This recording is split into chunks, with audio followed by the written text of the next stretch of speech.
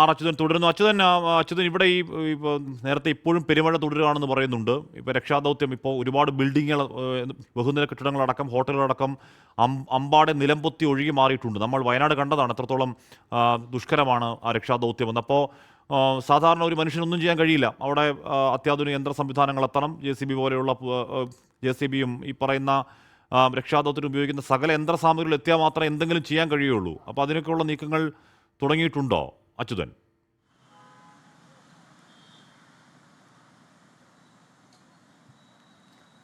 ഹാഷ്മി, ഇത്തരമൊരു മഹാദുരന്തം ഉണ്ടായിക്കഴിഞ്ഞാൽ ആദ്യ സെക്കൻഡുകളിൽ നിസ്സഹായരായി നോക്കി നിൽക്കേണ്ട ഒരു സാഹചര്യമായിരിക്കും ഉണ്ടാവുക. കാരണം എന്ത് ചെയ്യണം, അതെങ്ങനെ തുടങ്ങണം എന്നൊരു ആശങ്ക അല്ലെങ്കിൽ ഒരു ആശയക്കുഴപ്പം പൊതുവെ ഉണ്ടാകും. അതിനുള്ള സാധന സാമഗ്രികൾ അല്ലെങ്കിൽ ഉപകരണങ്ങൾ ഉൾപ്പെടെയുള്ളവയുടെ ലഭ്യത അത് ഉണ്ടായിരിക്കണമെന്നില്ല. എന്തായാലും നിലവിൽ അത്തരം ഉപകരണങ്ങളെല്ലാം എത്തിച്ചുകൊണ്ട് ഒപ്പം തന്നെ വ്യോമമാർഗമുള്ള രക്ഷാപ്രവർത്തനം അടക്കം പരിഗണിച്ചുകൊണ്ടുള്ള നടപടികളിലേക്കാണ് ഇപ്പോൾ ഭരണകൂടം കടന്നിരിക്കുന്നത്. കാരണം ഈ ഉത്തരാഖണ്ഡ് എന്ന് പറയുന്ന പ്രദേശം ഈ കുന്നിൻ ചെരുവുകളാലും ഒക്കെ ചുറ്റപ്പെട്ടൊരു മേഖല ആയതുകൊണ്ട് തന്നെ അതിവേഗത്തിൽ രക്ഷാപ്രവർത്തനം സാധ്യമാകണമെങ്കിൽ അവിടെ വ്യോമമാർഗമുള്ള സഹായങ്ങൾ, രക്ഷാപ്രവർത്തന മാർഗങ്ങൾ തേടേണ്ടതായി ഉണ്ട്. അതിന് ഒരുപക്ഷെ വ്യോമസേനയുടെ ഒരു സഹായം തേടിക്കൊണ്ടായിരിക്കും അത്തരം മാർഗങ്ങളിലേക്ക് കടക്കുക. എന്നാൽ മാത്രമേ കൂടുതൽ ആളുകളെ അവിടെ നിന്ന് കാണാതെ കണ്ടെത്തി അവരെ രക്ഷപ്പെടുത്തി സുരക്ഷിത സ്ഥാനങ്ങളിലേക്ക് ഉടൻ മാറ്റാൻ കഴിയൂ എന്നുള്ളതാണ്.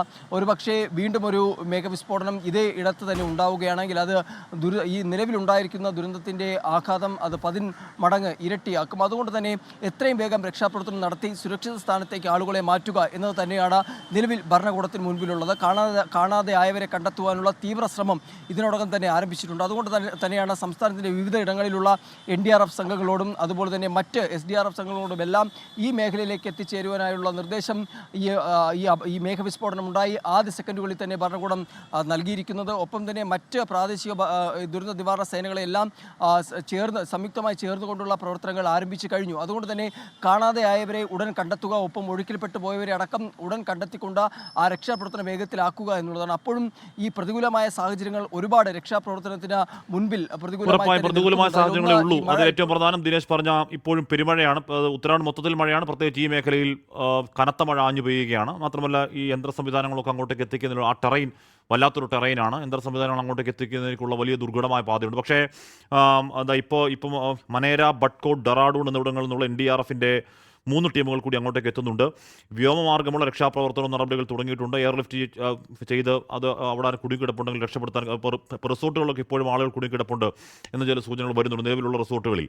അപ്പോൾ അങ്ങനെ വല്ലാത്ത ഒരു ദുരന്തത്തിൻ്റെ ദൃശ്യങ്ങൾ നമ്മൾ കാണുകയായിരുന്നു. അത് അങ്ങേയറ്റം അടുത്ത കാലത്ത് ഉത്തരാഖണ്ഡിലൊക്കെ മേഘവിസ്ഫോടനം സാധാരണമാണ്, പതിവാണെന്ന് പറയുമ്പോൾ പോലും ഇത്തരത്തിലുള്ള ഭീകര ദൃശ്യങ്ങൾ പുറത്തേക്ക് വരൽ കുറവാണ്. അങ്ങനെ ഉണ്ടായ വലിയ ദുരന്തമാണ്. പരമാവധി മരണനിരക്ക് കുറഞ്ഞിരിക്കട്ടെ എന്ന് മാത്രം ആഗ്രഹിക്കുന്നു.